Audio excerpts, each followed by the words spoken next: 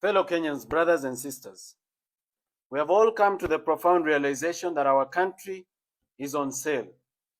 Shockingly, the buyer is also the seller.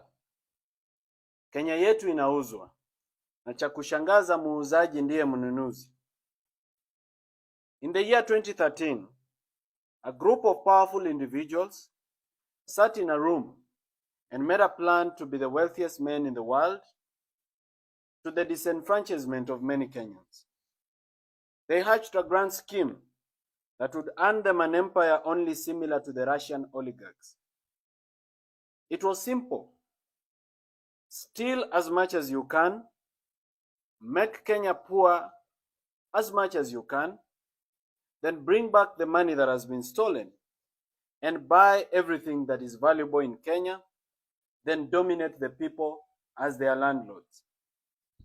However, they had to overcome one obstacle.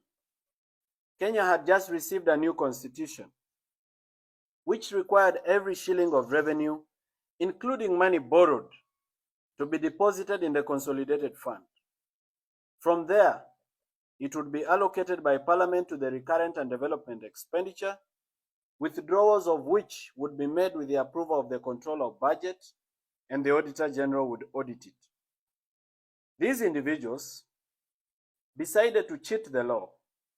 They tasked the Honorable Kimani Ichung'wah, then the Chairman of Budget, to table and pass an amendment to the Public Finance Management Act, which will allow them to open government accounts abroad and to even spend abroad.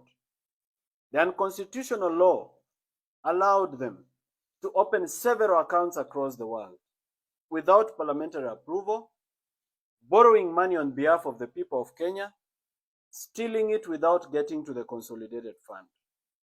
A very convenient escape from the Controller of Budget and the Auditor General's audit. Since that time, fellow Kenyans, our country has been robbed in a despicable manner. So much money has been stolen that the figures look absolutely unbelievable. It is even difficult for me as Morara Kebaso to make Kenyans understand the magnitude and billions of trillions when most of them have never touched 1 million shillings in their life. This money was stashed abroad in bank accounts across various continents, from Hong Kong to Cayman Islands, to Jersey City, to Dubai, to Panama, to Malta. Money was stolen and kept abroad. This money was meant for your health care. It was meant for your children's education. It was meant for your own education. It was meant for development projects across the nation that would save Kenya and that would give millions of jobs. And it was stolen with uttermost greed and reckless abandon. Our country has been deliberately made poor. Why? It is because they want to make it cheap for the buyer.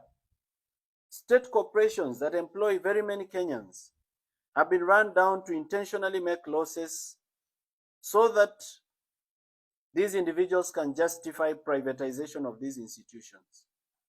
The hyenas of Kenya have decided they want to eat their own children, and they have accused them of smelling like goats. Unfortunately, the hyenas want to eat everything, including national assets that are sensitive to national security. A case in point is the Jomo Kenyatta International Airport. The Kenyan law does not permit any Kenyan to buy any public asset unless through a very tedious process under the Asset and Disposal Act and many other laws. But here comes a foreigner who has been permitted to own 20% of our airport after a 30-year lease. What a shock! Something that any Kenyan cannot be allowed to do, regardless of how much money they have. And yet these are foreigners, and they are allowed to own this. The purported foreigners are not even foreigners.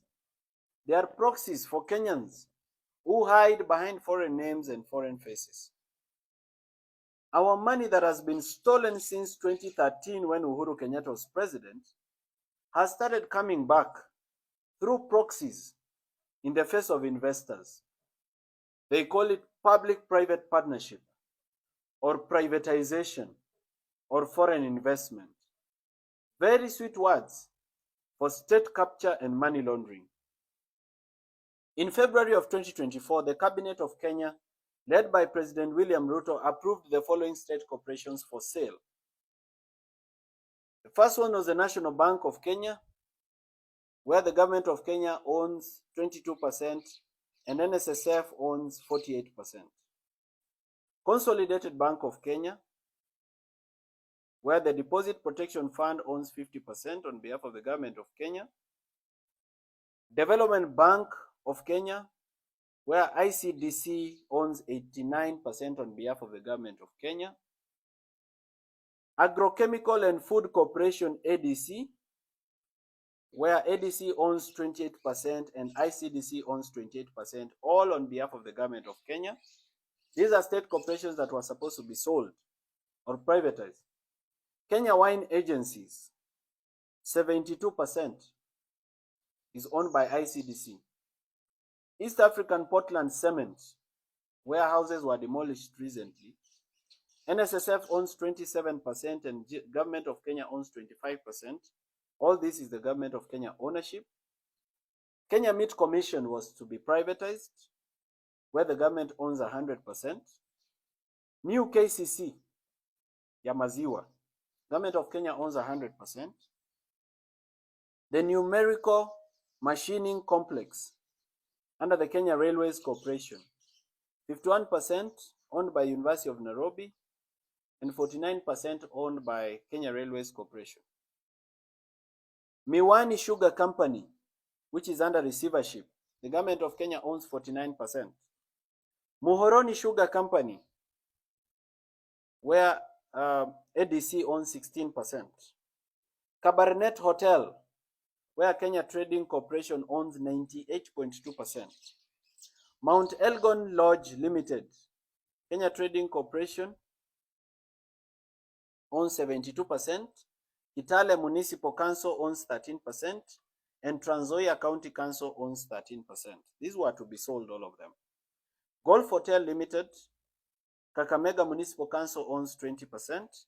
Sunset Hotel, Kenya Trading, KTDC owns 95.4% and Kisumu City owns 4.6%. Kenya Safari Lodges, KTDC owns 63%. KWS owns 0.02%. Kengen, government of Kenya owns 70%. This was to be privatized. Kenya Pipeline Corporation, 100% owned by the government of Kenya, where money was stolen recently. It was to be privatized.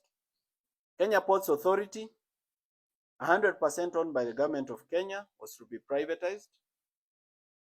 There is another agency called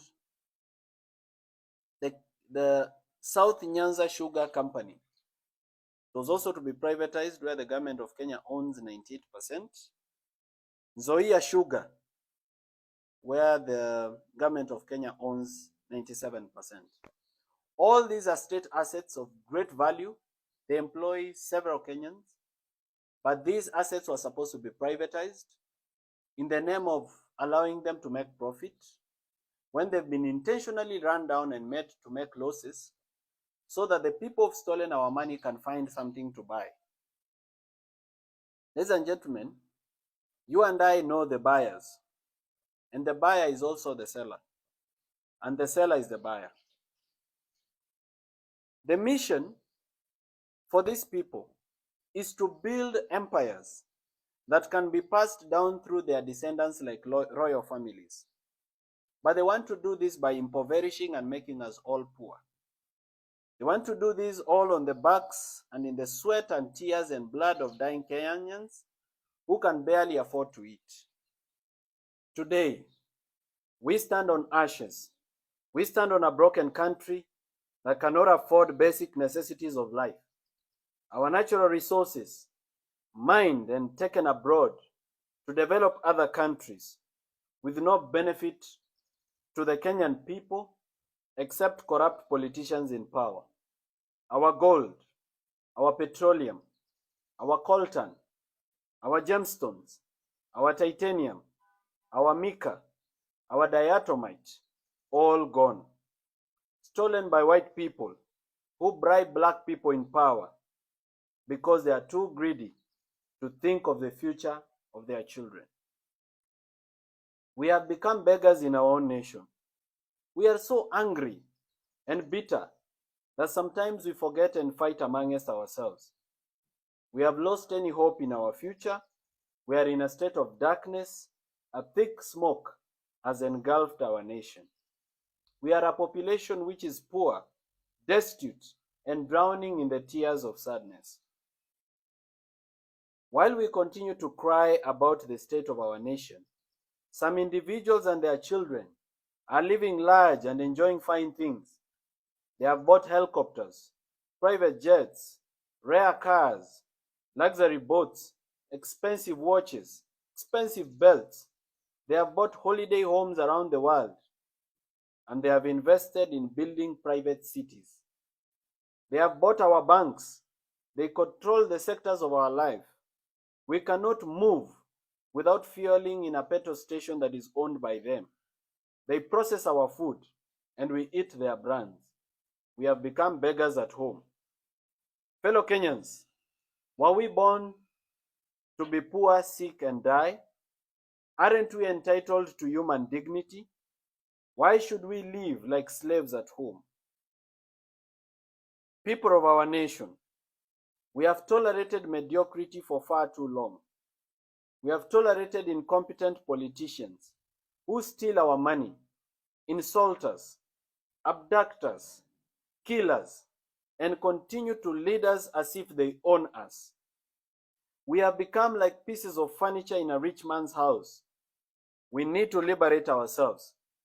We must set ourselves free from tribalism, corruption, and poor governance. We must liberate our minds. We need a new dream. And the time is now, not tomorrow. As a young man in this nation, I have tried my best to open your eyes. I continue to try every day. I have suffered arbitrary arrest. I have slept in cold police cells. I have been hit by metallic chairs on my head and on my neck. I have been threatened, trolled, and insulted. My privacy has been invaded. I have lost my property. My previously quiet life has been turned upside down into chaos where every word I utter can be misunderstood and turned back against me in a sharp knife of condemnation. But I still stand tall, and I hold my head high. I refuse to buy fear. I refuse to give up, and I refuse to live like a slave. In my commitment, I have inspired many of you to join me in this journey. Now this is a movement for change. I don't claim to be perfect, but I am passionate. I'm a team leader and a team player at the same time. I believe we can change it. Ninaamini itabadilika. It is time for us to come together. We need to put aside our ego, our personal pride, or self-importance of any kind. We need to reason together as a nation. We have different ideas. Some believe we should create systems and not individuals. I believe we should mentor individuals of integrity to take over systems and institutions. Well, we can disagree to agree. In that conversation, let everyone's voice be heard in silence. Let us not troll and deplatform those who have sacrificed to present themselves for the burden of leadership. Not everyone can lead. Some of us need to follow and support leadership by mentorship, correction, and prayer. Theirs is a journey of sacrifice, a yoke so heavy to bear, but in stride and grace they bear it. On this day, I want to thank those who have stood with me, those who do not know me but defend my reputation on social media and in gatherings of every kind.